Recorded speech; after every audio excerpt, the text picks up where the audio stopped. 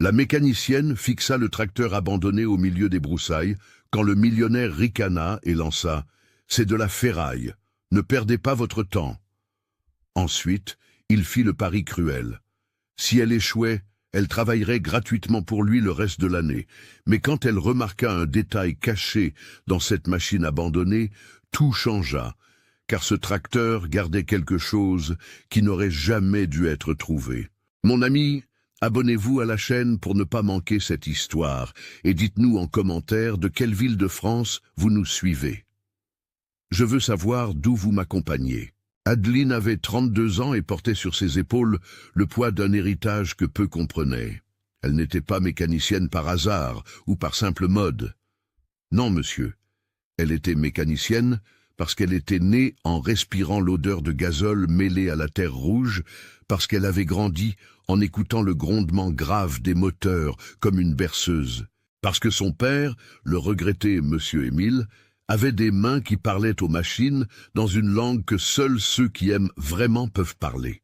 Quand monsieur Émile partit, il y a 3 ans, il emporta avec lui les secrets d'une vie entière, dédiée au moteur du domaine Sainte-Rita, cette propriété qui fut jadis la plus prospère de la région. Mais il laissa à sa fille quelque chose de bien plus précieux que des outils. Il laissa l'intuition, cette capacité quasi magique d'entendre un moteur tousser et de savoir exactement où était le problème, de sentir la vibration d'un châssis et de diagnostiquer la panne avant même d'ouvrir le capot. Adeline habitait une petite maison simple en bordure de route, la même où elle avait grandi. L'atelier était petit, mais honnête. Elle recevait des chauffeurs routiers, des agriculteurs, des gens simples qui avaient confiance en son travail, car ils savaient qu'il n'y avait ni tromperie, ni paresse. Ses mains, toujours tachées de graisse noire, qui ne partaient même pas avec 3 douches, étaient respectées. Mais l'argent manquait, cruellement. Depuis que le domaine Sainte-Rita avait changé de propriétaire, l'activité avait périclité, comme un fleuve à sec. Et c'est là qu'intervient Hector. Hector Fontaine se disait entrepreneur agricole moderne.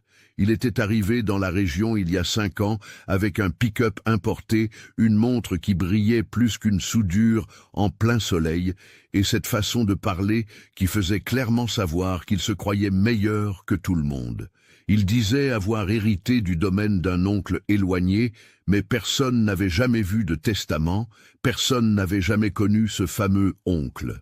Ce que tout le monde avait vu, c'est l'ancien propriétaire, monsieur Gérard, le grand-père maternel d'Adeline, être expulsé de sa propre terre quelques mois avant de mourir de chagrin.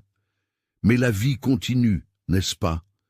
Et les questions que personne ne pose s'enterrent avec les morts. Ce matin de septembre, alors que le soleil tapait déjà fort avant 8 heures, Adeline terminait de changer les injecteurs d'un camion Scania, quand elle entendit le grondement arrogant du Hilux d'Hector s'arrêter devant l'atelier. Elle ne leva pas les yeux de la pièce, continua d'ajuster le couple avec la précision de ceux qui savent que chaque ajustement compte. « Oh, mademoiselle !» La voix d'Hector avait ce ton de quelqu'un qui vous fait une faveur. « Je suis venu ici parce qu'on m'a dit que vous vous y connaissiez en moteur. » Adeline s'essuya les mains sur un vieux chiffon et enfin le regarda. Hector portait une chemise de ville aux manches retroussées, des lunettes de soleil chères et un sourire qui n'atteignait pas ses yeux. « J'en sais assez pour ne laisser personne en plan, » répondit-elle, la voix ferme, mais sans arrogance. « Eh bien, alors peut-être voudriez-vous jeter un œil à quelque chose pour moi. Il y a un vieux tracteur abandonné au fond du domaine. Cette ferraille occupe de la place depuis 5 ans et je veux m'en débarrasser. J'ai pensé à vous parce que, enfin, personne d'autre n'a voulu le regarder. » Quelque chose dans la façon dont il hésita en parlant, comment il détourna le regard pendant une fraction de seconde, alluma une petite lumière dans la tête d'Adeline. Elle connaissait les hommes menteurs. Elle avait grandi en les voyant passer à l'atelier de son père, inventant des excuses pour ne pas payer, créant des histoires sur des défauts imaginaires. « Quel genre de tracteur ?» demanda-t-elle en croisant les bras. « Un Case IH Steiger, un gros engin articulé. Il est à l'arrêt depuis que j'ai repris le domaine. On dit que la transmission a fondu, que le moteur est bloqué, que ça n'en vaut pas la peine. Je vais le vendre comme ferraille si personne ne le retire bientôt. » Adeline sentit son cœur faire un bond. Un Kaz IH Steiger. Ces tracteurs étaient des monstres de 400 chevaux, des machines qui coûtaient le prix d'une maison en ville. Son père en avait entretenu un pendant des années au domaine Saint-Rita. C'était sa fierté, la machine la plus puissante qu'il ait jamais touchée. « Et pourquoi me proposez-vous cela, monsieur ?» demanda-t-elle méfiante. Hector haussa les épaules avec un dédain calculé. « Parce qu'il faut que quelqu'un l'enlève de là. Il est au milieu des broussailles, envahi par la végétation. Si vous parvenez à le faire fonctionner et à le retirer par vos propres moyens, vous pouvez garder la machine pour, disons, 3 000 €. Si vous n'y parvenez pas, il sourit avec méchanceté. Vous travaillerez gratuitement pour moi le reste de l'année. Services généraux. Vous comprenez? Nettoyage de hangars, ce genre de choses. C'était un piège. Adeline le savait. Elle pouvait sentir l'odeur de supercherie dans l'air, plus forte que le gazole qui imprégnait ses vêtements. Mais elle sentait aussi autre chose, la curiosité pulsant dans ses veines, la voix de son père murmurant au fond de sa pensée « Ma fille, quand une machine est abandonnée, il y a toujours une histoire cachée. Donnez-moi jusqu'à demain, midi, 24 heures. » Elle s'entendit parler avant même de réfléchir correctement. Hector lâcha un petit rire dédaigneux. 24 heures. Mademoiselle, vous êtes folle, c'est de la ferraille. Mais très bien. Il sortit une liasse de billets froissés de sa poche et les jeta par terre devant elle. Tenez, voici 50 € pour que vous ne disiez pas que je ne vous ai pas prévenu. Achetez-vous une boisson fraîche et rentrez chez vous sans perdre votre temps. Adeline regarda les billets par terre. Elle ne se baissa pas. Elle se contenta de lever le menton et de soutenir son regard. « J'accepte le défi, mais quand je sortirai ce tracteur des broussailles en état de marche, monsieur signera le transfert devant moi avec un témoin et je ne veux pas de votre aumône. » Hector rit de nouveau, secouant la tête comme quelqu'un qui regarde un enfant têtu. « Marché conclu. Demain midi, je reviendrai ici chercher ma nouvelle femme de ménage. » Il monta dans son pick-up et partit, laissant derrière lui un nuage de poussière rouge. Adeline resta là, immobile, sentant le soleil brûler sa nuque, le cœur battant la chamade. Elle savait que c'était plus qu'une simple réparation. Il y avait quelque chose qui n'allait pas, très mal, dans toute cette histoire. Ce même après-midi, Adeline prépara sa mallette à outils avec le soin d'un chirurgien préparant son scalpel. Clés à molette de toute taille, douilles à choc, multimètre numérique, cric hydraulique portable, lampe torche à LED puissante, gants en caoutchouc isolant et l'outil le plus important, le stéthoscope mécanique qui avait appartenu à son père. Cet instrument simple, avec une tige métallique et une membrane sensible, permettait d'entendre ce qui se passait à l'intérieur d'un moteur, comme un médecin écoute un cœur. Elle fut prise en stop par Monsieur Antoine, le routier qui s'arrêtait toujours à l'atelier, et se rendit au domaine Saint-Rita. Le portail était ouvert, mais il n'y avait personne aux alentours. Hector avait été clair, « Débrouille-toi toute seule ». Adeline commença à marcher sur le terrain. Le domaine avait changé. Là où il y avait autrefois ordre et soin, il y avait maintenant des clôtures brisées, des hangars avec des tuiles manquantes, des broussailles poussant là où il devait y avoir des plantations. Son cœur lui serra. Cet endroit avait été beau un jour. Son grand-père maternel avait tout construit là avec ses propres mains, sueur et rêve. Elle suivit les indications et marcha presque 1 kilomètre jusqu'au fond de la propriété. Et alors, mon Dieu, alors elle le vit. Au milieu d'une clairière envahie par les herbes hautes, les branches sèches et les lianes qui ressemblaient à des tentacules verts. Il était là, le Kaz IH Steiger. La peinture rouge était délavée, couverte de mousse et de rouille superficielle. Les pneus gigantesques, chacun de plus de 1,80 m de haut, étaient à plat et craqués par le temps. La cabine avait le verre embué et des oiseaux avaient de fait leur nid dans les rétroviseurs. Mais Adeline ne vit pas des débris, elle vit une histoire. Elle vit les heures que son père avait passées à l'intérieur, guidant ce colosse à travers les champs, labourant la terre, plantant l'avenir. Elle vit la machine qui fut un jour le cœur productif de ce domaine. Elle s'approcha lentement, presque avec révérence, passa la main sur le côté du capot, sentant la texture de la peinture écaillée. Et c'est là qu'elle remarqua le premier détail étrange. Il n'y avait aucune trace de fuite au sol. Rien. Pas une goutte d'huile, pas de résidu de fluide hydraulique. Les moteurs qui fondent tout ce bloc laissent toujours des traces. Ils saignent toujours. Adeline ouvrit la porte de la cabine et monta. L'odeur de moisi et de poussière envahit ses narines, mais elle l'ignora. Elle s'assit sur le siège du conducteur, couvert de feuilles sèches, et regarda autour d'elle. Le tableau de bord était intact. Les clés étaient sur le contact. Elle tourna pour la position d'accessoire sans démarrer. Rien, aucune petite lumière, aucun clic électronique mort. Elle descendit et ouvrit le gigantesque capot avec effort. Le moteur Cummins 6 cylindres en ligne était là, imposant même abandonné, 12,5 litres de pure force. Mais la première chose qu'Adeline remarqua fit son cœur s'emballer. Les bornes de la batterie étaient déconnectées, mais pas par accident. Elles étaient soigneusement dévissées, avec les rondelles organisées à côté. Le fil de masse était également déconnecté, plié et attaché avec du fil de fer pour ne toucher à rien. Quelqu'un avait débranché ce tracteur. Ce n'était pas un abandon, c'était une déconnexion chirurgicale. Adeline sentit un frisson lui parcourir l'échine, prit sa lampe torche et commença à inspecter chaque détail.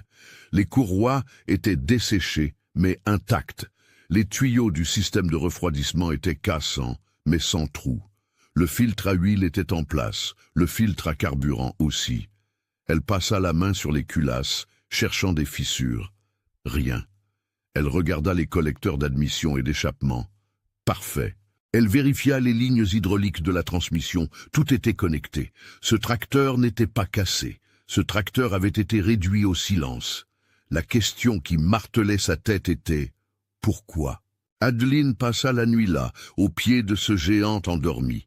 Elle n'avait pas peur de l'obscurité, ni des bruits nocturnes des broussailles. Elle avait grandi ainsi, au milieu des outils et d'une solitude productive. Elle installa une bâche improvisée, attachée aux branches des arbres voisins. Elle alluma une lampe à pétrole qu'elle portait toujours dans sa mallette et commença le vrai travail. La lune était haute quand elle décida de commencer par le système électrique. Elle prit le multimètre et testa la batterie principale, complètement déchargée, mais les bornes étaient propres, sans corrosion. Une batterie exposée pendant 5 ans développe cette croûte blanche de sulfate sur les bornes, vous savez. Mais là, rien. C'était comme si elle avait été déconnectée récemment, ou déconnectée et protégée par quelqu'un qui savait exactement ce qu'il faisait. Elle prit la batterie auxiliaire qu'elle avait apportée dans son sac à dos, une batterie de camion qu'elle utilisait pour les démarrages d'urgence.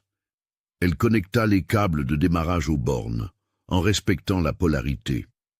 Positif au positif, négatif au négatif.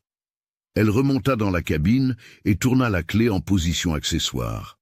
Et là, mes amis, une faible lumière clignota sur le tableau de bord. Une seule, l'indicateur de pression d'huile. Adeline sentit un sourire involontaire naître au coin de sa bouche. Ce tracteur était vivant. Il avait juste besoin de se réveiller, mais elle n'était pas pressée. La précipitation est l'ennemi du mécanicien. Son père le disait chaque semaine. Adeline, une machine ne ment pas. Si tu écoutes attentivement, elle te dira toute la vérité. Et Adeline allait écouter chaque mot que ce Steiger avait à dire. Elle redescendit et retourna au moteur. Elle prit le stéthoscope mécanique, cet outil qui semblait simple, mais qui, entre de bonnes mains, était plus précis qu'un ordinateur de bord. Elle posa la pointe métallique sur le bloc moteur, près du premier cylindre. Elle frappa légèrement avec une clé à molette sur la culasse. Le son résonna, clair, métallique, sans le bruit étouffé qui indique une fissure ou une cassure interne. Elle fit de même sur les 6 cylindres. Tous répondirent avec la même sonorité claire. Le bloc était intact. Elle vérifia le carter, dévissa le bouchon de vidange avec précaution et laissa couler un peu de vieille huile. La consistance était épaisse, presque comme de la mélasse, Mais il n'y avait pas de limaille métallique, pas de cet éclat argenté qui indique que les pistons auraient frotté contre les chemises. L'huile était vieille, mais le moteur n'avait pas broyé ses entrailles. Adeline s'essuya les mains et nota mentalement. Transmission à vérifier, système hydraulique à tester, mais le cœur de la machine était sain. Quand l'aube commença à poindre, elle avait déjà démonté le couvercle du système de refroidissement. Le radiateur était bouché par des feuilles et des débris, mais les nids d'abeilles en aluminium étaient intacts. Aucun trou, aucune déformation due à une surchauffe. Elle passa ses doigts sur les ailettes avec précaution. Tout était solide. C'était très étrange, vraiment très étrange. Un tracteur qui reste abandonné 5 ans dans les broussailles, exposé à la pluie, au soleil, à l'humidité et aux bêtes. Ce tracteur aurait dû être détruit.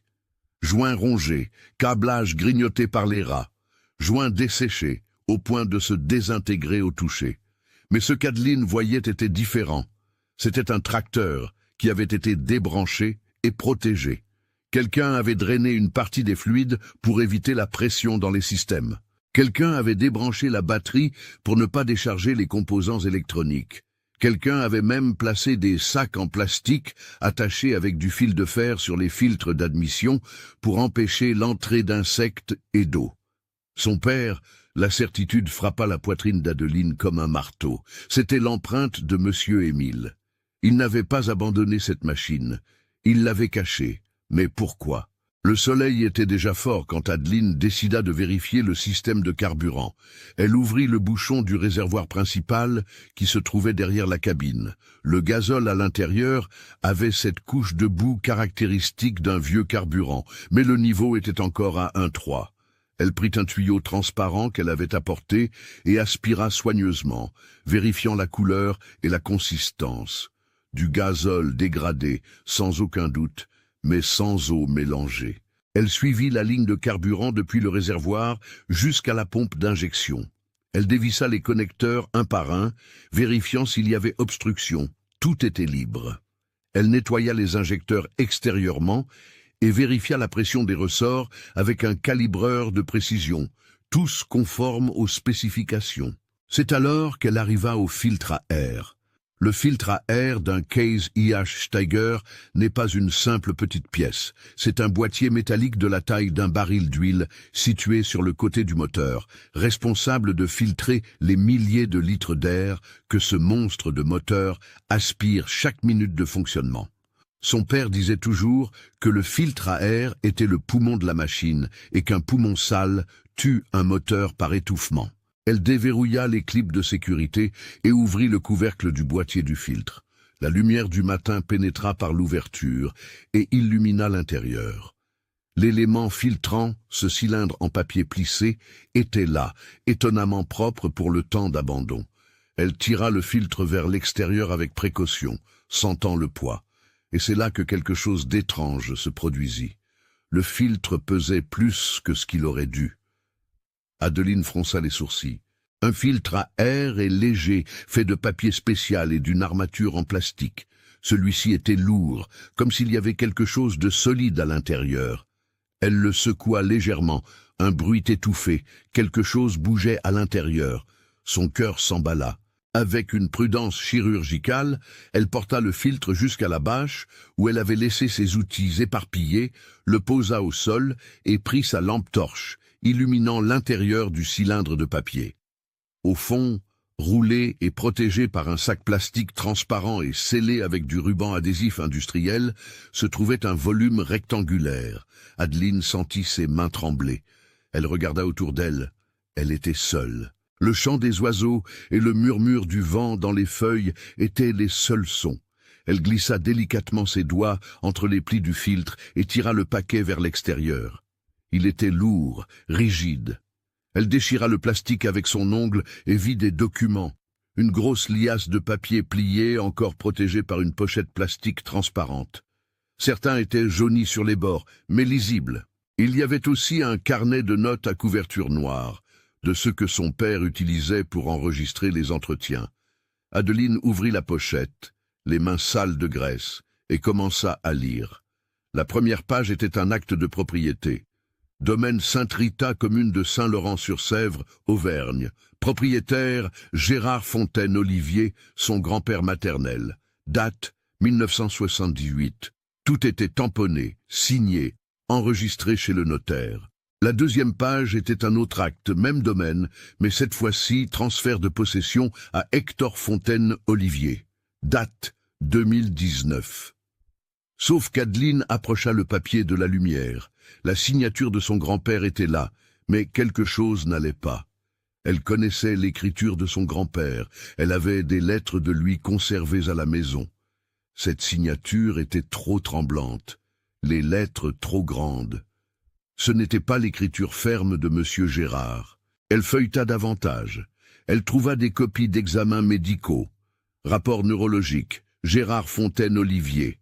Diagnostic, Alzheimer à un stade avancé. Date du rapport, 6 mois avant le transfert du domaine. Adeline sentit l'estomac se serrer. Son grand-père avait l'Alzheimer. Il n'aurait pas pu signer ce document en toute conscience. Elle continua de lire, les mains tremblant de plus en plus. Il y avait des pages et des pages de notes dans le carnet de son père. Date, conversation transcrite, témoin, 15 mars 2019. J'ai vu Hector emmener Monsieur Gérard chez le notaire. Le vieux ne reconnaissait même plus sa propre fille. Comment a-t-il pu signer? 22 mars 2019. Hector a menacé de me renvoyer si j'ouvrais la bouche.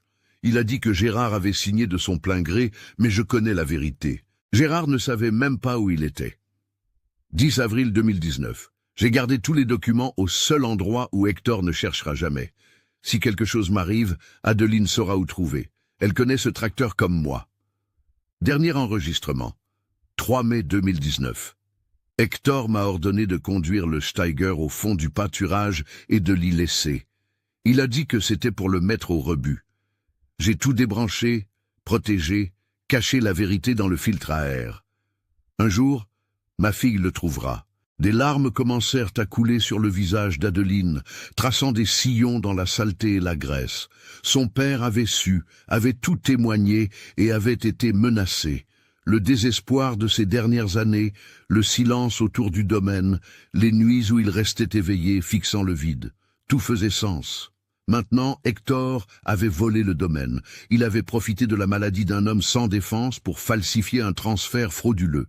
Et Monsieur Émile, l'humble mécanicien qui ne voulait vivre qu'honnêtement, était devenu le témoin silencieux d'un crime. Adeline regarda le tracteur. Maintenant, elle comprenait tout. Hector ne voulait pas que cette machine fonctionne parce qu'elle était aussi une témoin. C'était la dernière preuve physique que le domaine avait été prospère sous la direction de Monsieur Gérard, qu'il y avait eu investissement et soin. Un tracteur de 400 chevaux ne s'achète pas pour rien. On ne l'achète que lorsque la propriété est productive, lucrative, précieuse. Laisser le Steiger pourrir dans les broussailles, c'était effacer cette mémoire. C'était détruire la preuve qu'il y avait eu prospérité avant l'arrivée d'Hector. Mais Adeline avait maintenant non seulement le tracteur, mais aussi la vérité entre ses mains. Elle essuya ses larmes avec le dos de sa main sale et leva les yeux au ciel. Le soleil était presque au zénith. Il ne restait que quelques heures avant midi, avant le délai qu'Hector lui avait donné. Elle rangea les documents dans son sac à dos, roulé dans un chiffon propre au fond. Puis, avec une détermination qui venait du plus profond de son âme, elle retourna au tracteur. Elle connecta les bornes de la batterie principale, utilisant maintenant l'énergie de la batterie auxiliaire pour charger. Elle remplaça le vieux gazole des filtres par du gazole propre qu'elle avait apporté dans des bidons. Elle nettoya les injecteurs un par un avec un fluide spécifique. Elle vérifia le niveau d'huile hydraulique et fil à point. Elle vida les lignes de frein, remplit le radiateur d'eau propre, mélangée à un additif. Elle travailla sans relâche, avec la précision d'un horloger et la force de quelqu'un qui avait quelque chose de plus grand à prouver. Il ne s'agissait pas seulement de faire fonctionner un moteur. Il s'agissait de donner une voix au silence de son père. Il s'agissait de rendre justice à un grand-père qui était mort sans savoir qu'il avait été volé. Quand le soleil commença à s'incliner vers l'ouest, à moins d'une heure de midi, Adeline était couverte de sueur, de graisse, de poussière et de détermination. Elle monta dans la cabine pour la dernière fois. Elle ajusta le siège, régla les rétroviseurs, boucla sa ceinture de sécurité, regarda le tableau de bord. Les lumières s'allumaient toutes maintenant. Huile, batterie, température, pression hydraulique, tout était vert, tout était prêt. Elle tint la clé de contact, inspira profondément et murmura « C'est pour toi, papa, c'est pour grand-père, c'est pour la vérité. » Et elle tourna la clé. Le démarreur commença à tourner, un son métallique, rauque, comme s'il se réveillait d'un très long sommeil. Adeline maintint la clé tournée, sentant la vibration parcourir le volant, monter le long de ses bras, envahir sa poitrine. Les pistons commencèrent à bouger à l'intérieur des chemises, encore lents, encore réticents. Le démarreur insistait, tournant, demandant à ses 12,5 litres d'acier et de carburant de se souvenir de leur raison d'être. Et puis, un premier toussement, un grave crachement de gazole brûlant pour la première fois en 5 ans. Puis, un autre toussement, et encore un autre. Adeline relâcha la clé un instant, laissant le moteur respirer. Puis elle la tourna de nouveau. Cette fois, le grondement fut plus fort. Les 6 cylindres commencèrent à démarrer l'un après l'autre, créant ce rythme caractéristique, cette symphonie mécanique que seul un vrai moteur diesel sait jouer. Et soudain, le Steiger rugit. Mes amis, il n'y a pas de mot en français qui puisse décrire correctement le son d'un moteur Cummins de 400 chevaux se réveillant après 5 ans de sommeil. Ce n'est pas un bruit, c'est un tonnerre, c'est un tremblement de terre. C'est la voix d'un géant qui faisait semblant d'être mort et qui maintenant se lève pour montrer qu'il est toujours le maître. Le grondement grave fit trembler le sol. Les oiseaux qui étaient sur les branches alentours s'envolèrent paniqués. La végétation autour sembla se courber sous la vibration. Adeline sentit les larmes revenir à ses yeux, mais cette fois-ci, ce n'était pas de tristesse, c'était de victoire. Le moteur grondait de manière irrégulière, crachant de la fumée noire par l'échappement, brûlant le vieux gazole qui était encore dans les lignes. Mais elle savait que ce n'était qu'une question de minutes avant qu'il ne se stabilise. Elle tint le levier d'accélération et tira doucement. Le grondement augmenta, la fumée s'éclaircit, passant du noir au gris, du gris au presque transparent. Elle actionna le système hydraulique. Un sifflement aigu de fluide sous pression parcourut les tuyaux. Le bras avant qui était tombé commença à monter lentement. Le système répondit, tout répondit. Adeline testa la transmission. Elle appuya doucement sur l'embrayage, sentant la résistance. Elle engagea la première vitesse. Le tracteur donna une secousse en avant, traînant les herbes et les branches qui avaient poussé autour. Les énormes chenilles tournèrent, écrasant les broussailles en dessous comme du papier. Elle accéléra un peu plus. Le Steiger commença à avancer lentement, mais fermement, ouvrant le chemin à travers la végétation comme s'il disait « Écartez-vous, je suis de retour ». Adeline guida la machine, faisant un large tour sur le terrain, testant chaque système. Les freins fonctionnaient, la direction assistée répondait, la suspension de la cabine absorbait les impacts. Ce tracteur n'était pas cassé, il ne l'avait jamais été. Il attendait simplement. Elle regarda la montre de son père qu'elle portait toujours au bras. 11h40, le midi. 20 minutes avant qu'Hector ne revienne, pensant la trouver vaincue, humiliée, prête à s'agenouiller et à accepter de travailler gratuitement. Un lent sourire se forma sur le visage sale d'Adeline. Elle accéléra le moteur, faisant résonner le grondement dans tout le domaine. Si Hector était quelque part par là, il le savait déjà. Le géant s'était réveillé. Elle conduisit le Steiger à travers les broussailles, ouvrant une piste, faisant travailler la machine. Le tracteur répondait à chaque commande, comme s'il était sorti de la concession la semaine précédente. La transmission s'engageait sans accroc. Les pistons montaient et descendaient en parfaite synchronisation. Le turbo sifflait quand elle exigeait de la puissance. Son père avait fait un travail parfait. Il avait préservé cette machine, non seulement avec soin, mais avec amour. Chaque vis, chaque joint, chaque étanchéité était à sa place, et il avait eu confiance que sa fille comprendrait le message, qu'elle trouverait la vérité cachée à l'endroit où seul celui qui connaissait vraiment ce tracteur irait chercher. Quand Adeline sortit des broussailles avec le Steiger et entra dans la zone ouverte du domaine, elle vit le Hilux d'Hector arrêté près du hangar principal.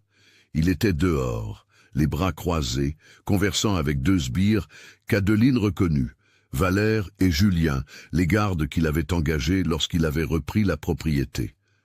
Le grondement du tracteur fit tourner leurs trois têtes en même temps. L'expression sur le visage d'Hector fut « Ah, mes amis !» quelque chose qui valait chaque goutte de sueur, chaque heure de travail. C'était de l'incrédulité mêlée de colère, mêlée de peur. Il devint pâle, comme s'il avait vu un fantôme fait de fer et de gazole. Adeline guida lentement le Steiger jusqu'à s'arrêter à environ 50 mètres d'eux. Elle laissa le moteur au ralenti, ce grondement grave qui fait vibrer l'air. Elle coupa le contact, saisit son sac à dos avec les documents serrés contre son corps et descendit de la cabine. Hector commença à marcher vers elle, les pas rapides, nerveux. Les sbires le suivirent. « Quoi? Comment vous ?» Il bégaya. La voix étrange, sans cette arrogance d'avant. Adeline s'arrêta à 3 mètres de distance. Elle avait de la graisse sur le visage, sur les bras, sur ses vêtements. Ses cheveux étaient attachés en une queue de cheval défaite, mais elle était debout, droite, ferme, les yeux fixés sur lui. « Le tracteur fonctionne. J'ai rempli ma part du contrat. » Hector eut un rire nerveux, sans humour. « Vous avez eu de la chance, mais cela ne change rien. C'est toujours ma propriété, et vous n'avez aucun moyen d'emporter cela d'ici sans... » « Sans quoi ?» Adeline coupa, la voix calme, mais plus acérée. « Sans documentation, je l'ai. Sans transport, je le conduis à mon atelier dès aujourd'hui. Ou peut-être... » Elle inclina légèrement la tête. « Monsieur ne veut plus que ce tracteur parte d'ici. » Quelque chose changea dans le regard d'Hector. Une tension qui n'était pas là avant. Valère et Julien échangèrent des regards sans bien comprendre ce qui se passait. « Vous ne savez rien, mademoiselle. Prenez vos 3 000 € et disparaissez d'ici avant que... » « Avant quoi ?» Adeline fit un pas en avant. « Avant que je ne découvre pourquoi ce tracteur a été laissé dans les broussailles, justement après que mon grand-père vous ait transféré le domaine. Avant que je ne demande pourquoi mon père a tout noté dans un carnet. Avant que je ne montre des documents qui prouvent que Gérard Fontaine avait l'Alzheimer avancé quand il a signé l'acte. » Le silence qui tomba fut plus lourd que le Steiger lui-même. Hector resta paralysé. Valère et Julien se regardèrent de nouveau, cette fois avec une expression différente. Confusion, doute. « Vous mentez ?» dit Hector, mais sa voix sortit tremblante. Adeline retira son sac à dos de ses épaules et l'ouvrit. Elle en sortit la pochette plastique avec les documents. Elle la brandit pour que tous la voient. « Mon père a tout gardé. Chaque papier, chaque rapport médical, chaque note des fois où monsieur l'a menacé pour qu'il se taise. Il l'a caché ici, dans ce domaine, au seul endroit où monsieur ne chercherait jamais, à l'intérieur du moteur du tracteur que monsieur a ordonné d'abandonner. » Hector fit un pas en avant, la main tendue. « Donnez-moi ça. »« Non. » Adeline recula, serrant son sac à dos. « Je ne le donnerai pas parce que ce n'est pas seulement une question de papier. C'est une question de mon grand-père, qui est mort sans comprendre qu'il avait été volé. C'est une question de mon père, qui a vécu les dernières années de sa vie dans la peur d'être renvoyé pour avoir dit la vérité. C'est une question de ce domaine qui a été construit avec une sueur honnête et qui a été pris par le mensonge et des faux papiers. » Valère, le plus âgé des deux gardes, un homme d'une 50aine d'années aux cheveux gris, fronça les sourcils. « Hector, est-ce vrai? Le vieux Gérard n'était pas malade quand vous avez repris ici? »« Taisez-vous, Valère !» Hector cria, se tournant vers lui avec colère. « Vous ne comprenez rien !» Mais Julien avait aussi l'air dubitatif maintenant. « Patron, si elle a des preuves que monsieur Gérard ne pouvait pas signer... » Je vous ai dit de vous taire !» Hector cria de nouveau, le visage rouge. Puis il se tourna vers Adeline, pointant le doigt. « Vous allez me donner ces papiers ou vous allez le regretter. J'ai des avocats, j'ai des contacts, j'ai des gens qui peuvent faire... » « Faire quoi ?» Adeline l'interrompit, la voix ferme. « Me menacer ? Comme vous avez menacé mon père. Il a passé les dernières années de sa vie dans la peur, Hector. Peur de perdre son emploi, peur de ne pas pouvoir subvenir aux besoins de sa famille, peur que personne ne le croie contre un homme riche comme vous. » Elle fit un pas en avant. Et cette fois, ce fut Hector qui recula. « Mais vous savez ce que mon père n'avait pas peur de faire ? La bonne chose. Il a gardé ses preuves, sachant qu'un jour, elles verraient le jour.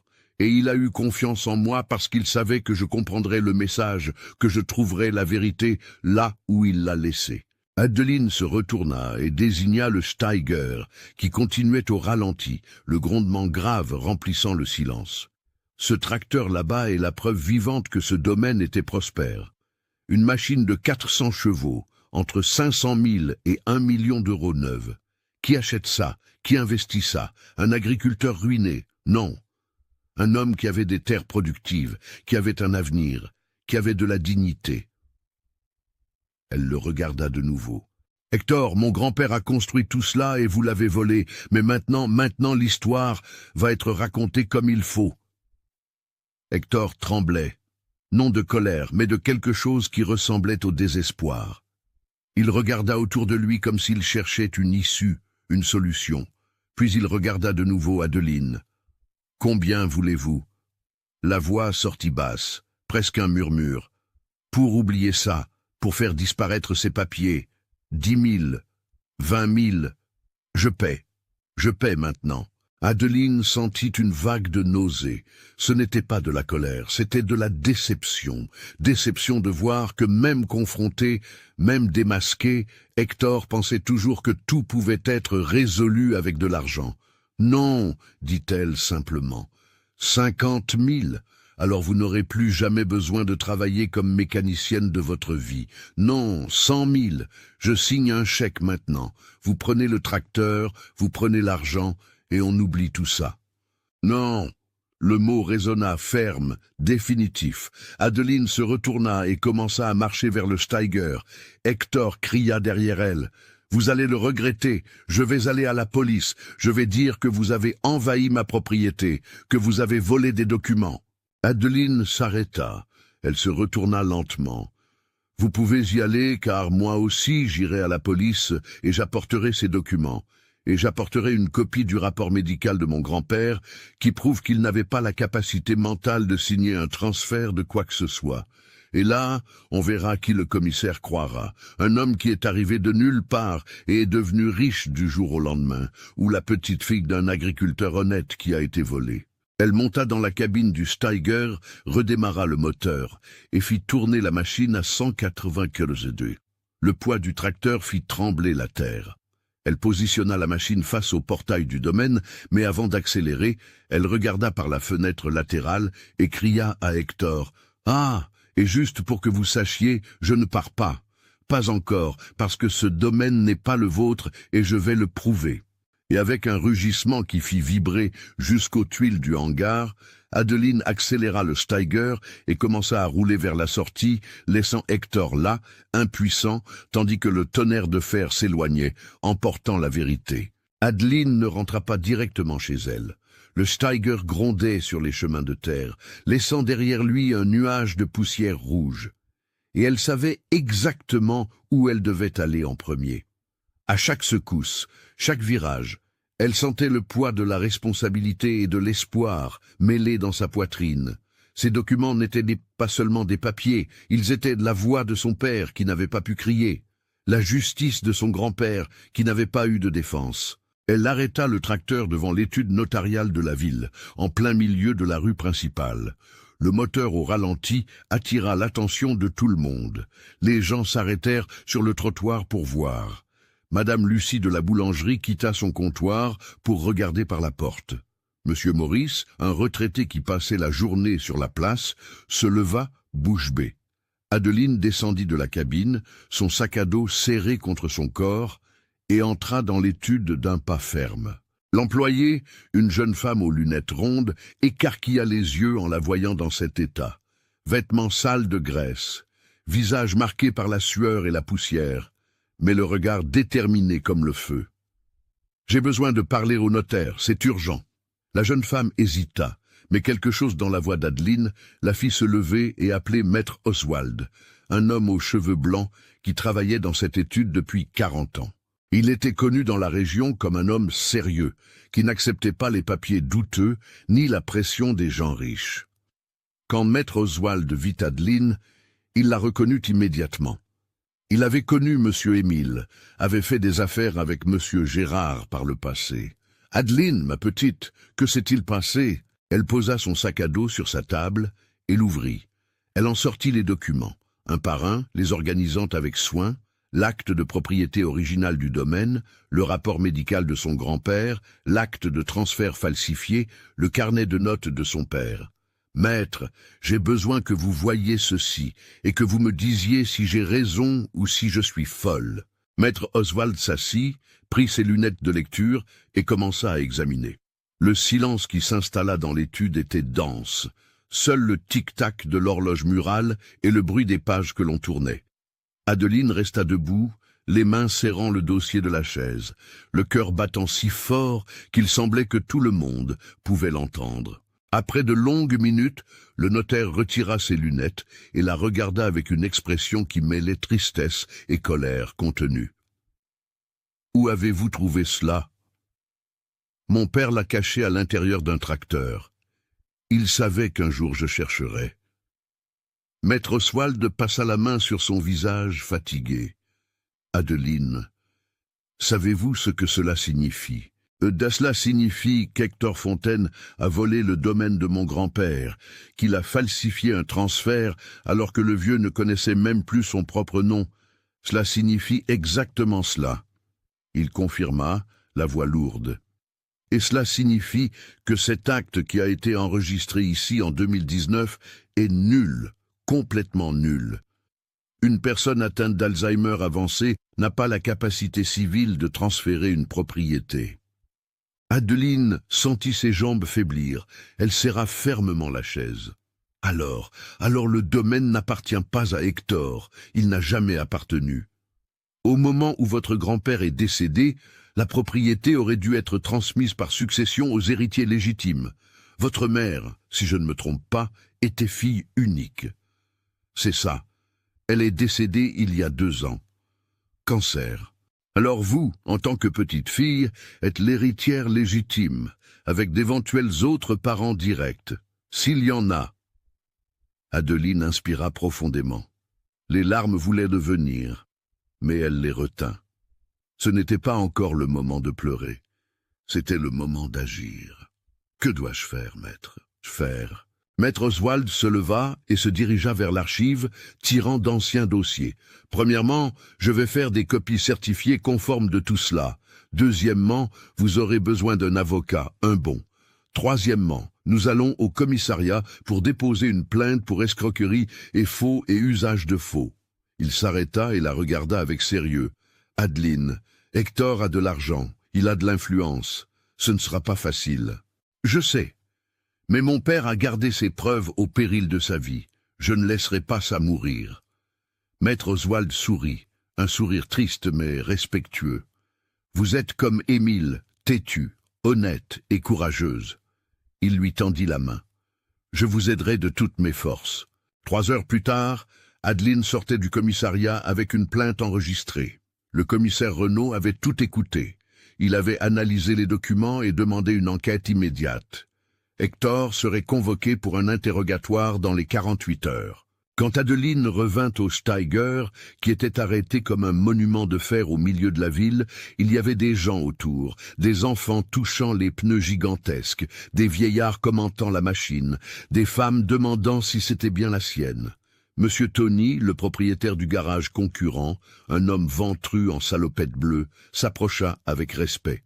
« Adeline, j'ai entendu dire que vous aviez sorti ce monstre des broussailles seul, c'est vrai ?»« Oui.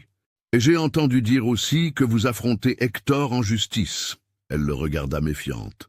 Monsieur Tony n'avait jamais été très amical avant, mais son regard était différent maintenant.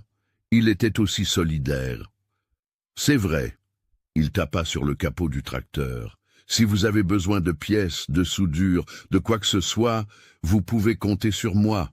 Votre père était un homme intègre, et personne ne mérite d'être volé comme votre grand-père. D'autres s'approchèrent.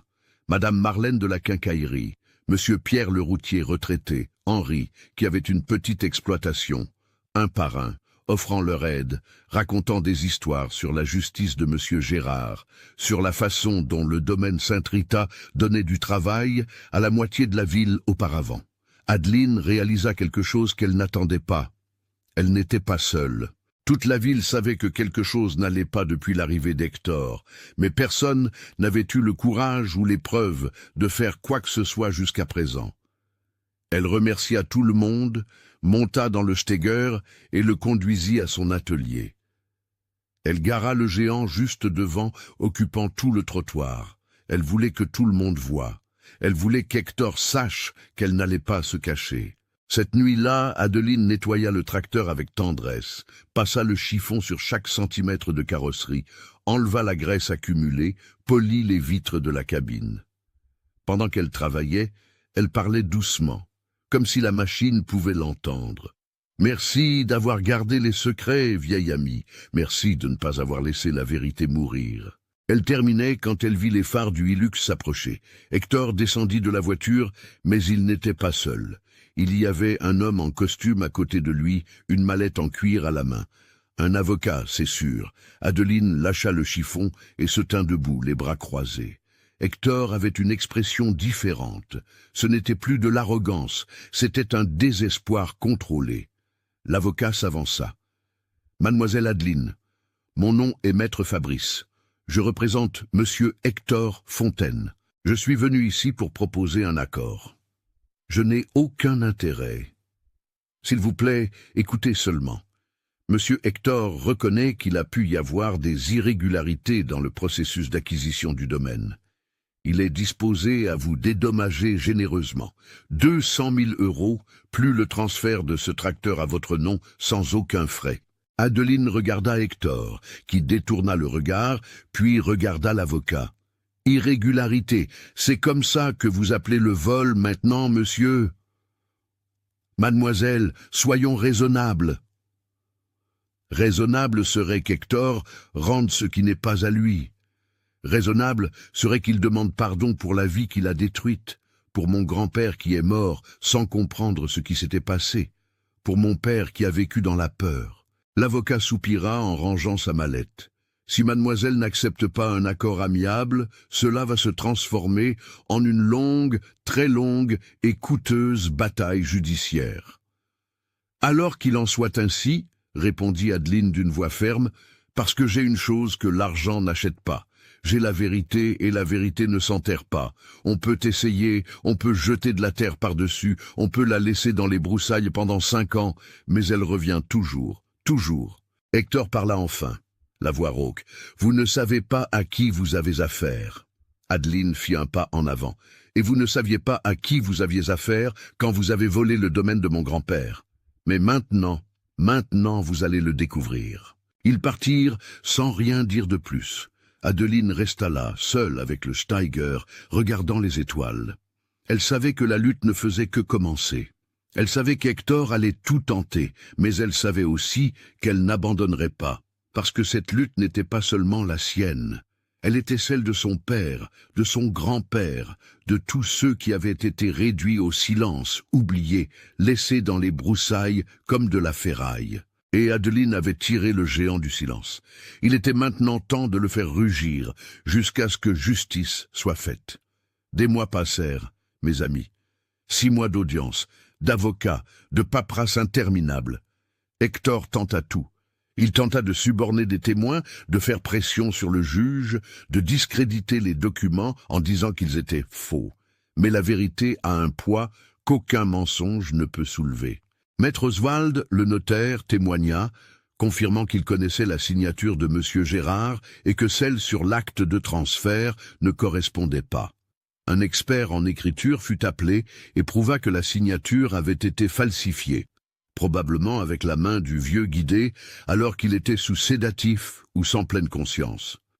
Le médecin qui avait diagnostiqué l'Alzheimer témoigna également. Il montra des dossiers médicaux, des examens, des rapports. À la date du prétendu transfert, M. Gérard se souvenait à peine du nom de sa propre fille. Il n'était absolument pas en état de comprendre ce qu'il signait.